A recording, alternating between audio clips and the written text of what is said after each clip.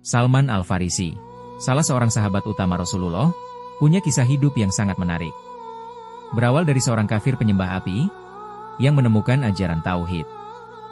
Lalu berganti-ganti guru agama, berpindah-pindah tempat sejauh ribuan kilometer, dikhianati dan menjadi budak, sampai akhirnya bertemu dan mengabdi kepada manusia terbaik di sisi Allah, yaitu Rasulullah Muhammad. Bagaimana kisah lengkapnya? Simak videonya sampai habis. Sekitar tahun 600 Masehi, hidup seorang anak bangsawan Persia, bernama Salman Al-Farisi. Mayoritas orang Persia saat itu adalah penganut Majusi, penyembah api. Ayahnya kepala desa, orang terpandang di sana. Salman kecil sangat disayang sang ayah. Salman Al-Farisi menceritakan masa kecilnya, dia berkata, "Ayahku sangat mencintaiku, hingga aku diperlakukan seperti permata. Ia memeliharaku dari dunia luar dan membuatku bertugas menjaga api yang tak boleh padam." Salman adalah seorang yang cerdas, kritis, berani, dan berkemauan keras. Suatu hari, saat sedang berjalan di kota, Salman melihat sekelompok umat sedang berdoa di satu tempat ibadah. Dia berkata, "Ini lebih baik daripada agama kami." Lalu, dia mencari tahu agama apa yang mereka anut. Ternyata mereka adalah kaum pengikut ajaran Nabi Isa yang masih murni, bertauhid, mengesahkan Allah, bukan penganut ajaran Trinitas. Singkat cerita, setelah berdiskusi dengan para ulamanya, Salman memutuskan menganut agama mereka. Sang ayah tahu, dan sangat marah kepadanya. Agar tak bisa keluar untuk bertemu dan beribadah dengan mereka, sang ayah lalu mengurung, dan mengikatnya. Akan tetapi, Salman berhasil melepaskan diri, dan kemudian lari dari rumah. Dia berhasil menemui para pedagang penganut ajaran Isa, yang hendak berangkat ke negeri Syam. Akhirnya, Salman ikut dengan mereka ke Syam, untuk lebih memperdalam ilmu agama barunya tersebut. Dari tempat Salman, di dekat Isfahan Persia, menuju ke wilayah Damaskus di Syria, kurang lebih berjarak 1.400 km. Ditempuh dalam 1 bulan lebih. Setelah tiba di Syam, Salman segera mencari tempat ibadah penganut agama ini. Dia menemui pemuka agama di sana dan menyatakan ingin belajar agama dan bekerja membantu mengurus tempat ibadah tersebut. Salman pun diterima oleh sang pemuka agama, dan mulai hidup di sana. Setelah sekian lama Salman hidup bersama sang imam ini, sekitar tahun 610 Masehi, sang ulama meninggal dunia. Para jemaahnya berduka, mereka sangat mencintai dan menghormatinya. Saat jemaah ingin menguburkannya, Salman mencegah mereka. Dia mengungkapkan satu rahasia tentang sang rahib, yang dia ketahui selama ini. Salman berkata kepada para jemaah, "Wahai para jemaah, aku hidup bertahun-tahun dengannya. Karenanya, aku sangat paham siapa sebenarnya dirinya. Sesungguhnya dia bukan orang yang baik dan soleh seperti dugaan kalian. Dia seorang pembohong dan serakah." Para jemaah kaget, dan tentu saja marah kepada Salman.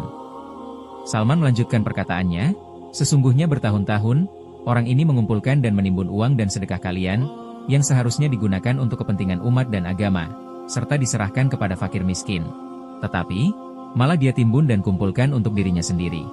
Ikutlah aku, akan aku tunjukkan bukti-buktinya." Salman pun mengajak jemaah, menuju satu tempat tersembunyi di bangunan itu. Saat Salman membuka pintu satu ruangan, terkejutlah para jemaah. Di sana mereka menemukan timbunan uang, emas, dan perhiasan yang sudah dikumpulkan dari para jemaah, yang seharusnya disalurkan untuk kepentingan umat, tapi malah digunakan untuk kepentingan pribadi sang ulama. Salman berkata, ia adalah orang yang paling buruk. Ia memerintahkan umat untuk bersedekah, namun ia menimbunnya untuk dirinya sendiri dan tidak memberikannya kepada orang miskin. Umat pun marah kepada sang rahib. Alih-alih memakamkannya dengan layak, tubuh sang rahib lalu ditempatkan di kayu berbentuk salib, dan dihukum dengan menggunakan batu-batu.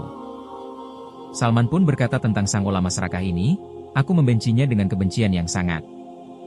Sepeninggalnya, jemaah lalu memilih rahib baru. Ulama kali ini adalah orang yang soleh, berilmu, dan zuhud. Salman sangat hormat kepadanya. Salman berkata, "Tidak ada seorang pun di dunia ini yang aku cintai lebih dari dia, dan tidak ada seorang pun yang lebih agung dalam pandanganku daripada dia." Pendeta saleh ini kemudian wafat. Sebelum wafat, Salman bertanya kepada sang ulama, "Wahai guruku, aku mencintaimu karena kesolehan dan kezuhudanmu. Tapi, sebentar lagi kau akan meninggalkanku. Jika kau tiada, aku tak tahu kemana lagi aku harus belajar tentang agama ini." Tunjukkan kepadaku seorang sepertimu yang bisa membimbingku. Gurunya lalu menyuruh Salman pergi ke Mosul, di Irak, untuk mencari dan berguru kepada seorang rahib di sana yang juga soleh, berilmu, dan zuhud. Sepeninggalnya sang guru, Salman lalu berangkat menuju Irak, ke kota Mosul, dan bertemu dengan seorang soleh yang ditunjukkan gurunya sebelumnya. Dari Damaskus ke Mosul di Irak, Salman menempuh perjalanan 900 km. Salman berguru dan mengabdi kepadanya dengan penuh semangat dan ketekunan. Akan tetapi, gurunya yang kedua ini pun sudah cukup tua. Setelah sekian lama Salman belajar kepadanya, gurunya ini pun mulai sakit parah. Sebelum wafat, Salman bertanya kepada sang guru yang soleh ini, "Wahai guruku, aku mencintaimu karena kesolehan dan kezuhudanmu, sebagaimana aku mencintai guruku sebelum engkau. Tapi, sebentar lagi kau pun akan meninggalkanku. Jika kau tiada, aku tak tahu kemana lagi aku harus belajar tentang agama ini. Tunjukkan kepadaku seorang sepertimu yang bisa membimbingku." Gurunya lalu menyuruh Salman pergi ke Amuriyah, Turki bagian barat. Akhirnya, setelah sang guru ini wafat, Salman muda pun dengan bersemangat pergi ke kota itu untuk mencari orang soleh tersebut. Setelah menempuh jarak 1200 km, akhirnya sampailah Salman di Amuriyah. Sesampainya di sana dia mencari orang yang disebutkan oleh gurunya. Dia berada di satu tempat ibadah, menjadi imam di tempat itu. Ini adalah guru yang paling mulia menurut Salman.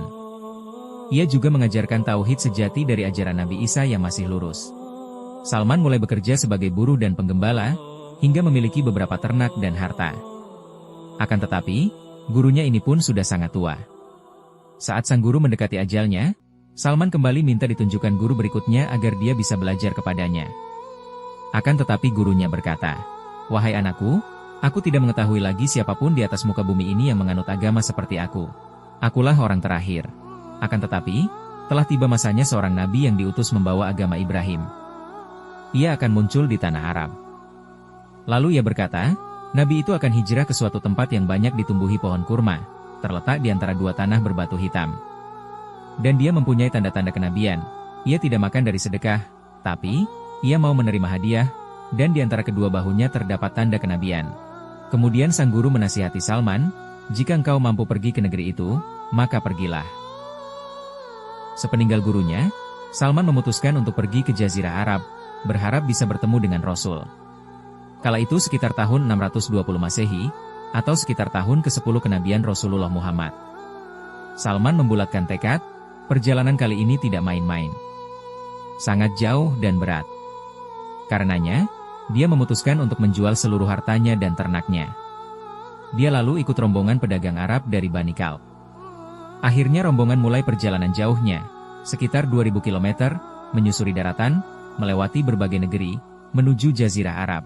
Kemudian mereka melintasi gurun pasir yang luas dan panas, akhirnya mereka sampai di Wadi Al-Quro, antara Syam dan Madinah, sekitar 300 km dari Madinah, atau Yastrib, menurut istilah zaman dulu. Di sana, Salman dikhianati oleh para kabilah dagang tersebut. Salman ditangkap, dan dijual sebagai budak di tempat itu. Dia dibawa ke sebuah pasar di sana, seorang Yahudi di Wadi Al-Quro lalu membelinya dari kabilah Arab tersebut. Salman tak lama berada di sana, karena tuannya lalu membawa Salman kepada sepupunya, seorang Yahudi di Madinah. Salman pun dipindahkan dari Wadi Al-Quro ke Madinah. Di Madinah, Salman bertugas mengurusi kebun kurma tuannya. Dia memanjat pohon-pohon kurma, memanen buahnya, merawat tanah dan kebunnya, dan lain-lain. Salman mengalami perlakuan kasar seperti budak pada umumnya. Sekian lama Salman tinggal di sana, dia pun menyadari bahwa Madinah punya ciri-ciri tempat kedatangan Rasul terakhir, seperti yang disebutkan oleh guru terakhirnya. Salman berkata, "Demi Allah, begitu aku melihat tempat itu, aku tahu inilah kota yang dimaksud oleh guruku. Berada di antara dua tanah berbatu hitam, dipenuhi oleh pohon-pohon kurma.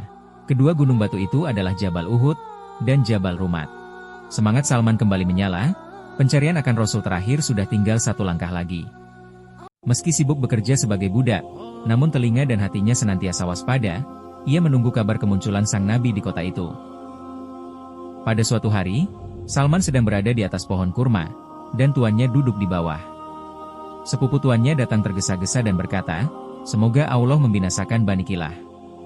Mereka sekarang sedang berkumpul di Kuba, menyambut seseorang dari Mekah yang mengaku sebagai nabi." Mendengar itu, Salman merasa jantungnya hampir melompat keluar. Hampir-hampir dia terjatuh dari pohon. Ia buru-buru turun, sambil bertanya, "Apa yang kau katakan? Siapa yang akan datang? Apa yang terjadi?" Namun tuannya marah dan memukulnya dengan keras. "Apa urusannya dengan kamu? Urus saja pekerjaanmu." Lalu, Salman pun terdiam. Hari-hari berikutnya, Salman diam-diam mencari tahu lebih banyak tentang lelaki yang datang dari Mekah itu. Ia mendengar bahwa orang itu tinggal di Kuba, pinggiran Madinah, bersama kaum muhajirin. Lalu, dia pun secara diam-diam mendatangi mereka sambil membawa makanan. Salman mendekati Rasulullah. "Aku mendengar engkau adalah orang soleh dan datang bersama sahabat-sahabatmu. Dan saat ini dalam keadaan sangat membutuhkan. Ini sedekah dariku." Rasulullah Shallallahu Alaihi Wasallam mengambil makanan itu, namun tidak menyentuhnya, dan menyuruh sahabat-sahabatnya untuk makan. Salman berkata dalam hati, "Satu tanda cocok, ia tidak makan sedekah." Beberapa hari kemudian, Salman datang lagi, membawa makanan. Kali ini, sambil memberikan makanan tersebut kepada Nabi, Salman berkata, "Ini hadiah untukmu." Kali ini Rasulullah memakannya, dan sahabat-sahabatnya juga. Tanda kedua cocok. "Dia menerima hadiah," ujar Salman dalam hati. Sekian lama berselang, Salman kembali berusaha menemui Nabi. Saat itu beliau berada di pemakaman Baqi. Ia berdiri di belakang Rasulullah, dia sedang mencari kesempatan untuk melihat punggung beliau, berharap melihat tanda ketiga, tanda kenabian di antara kedua bahunya. Rasulullah tahu apa yang diinginkan Salman. Beliau pun sengaja membuka bagian punggungnya. Salman melihatnya, di punggung Nabi ada benjolan kecil seperti kancing daging, dikelilingi tahi lalat, persis seperti yang digambarkan oleh guru terakhirnya. Maka ia seketika memeluk Rasulullah dari belakang, menangis, dan mencium punggung beliau. Salman berseru, "Wahai orang soleh, ketahuilah, engkau adalah orang yang aku cari sepanjang hidupku." Salman lalu menceritakan seluruh kisah hidupnya kepada Rasulullah dan para sahabat. Namun karena masih sebagai budak, ia belum bebas bergabung dengan Rasulullah.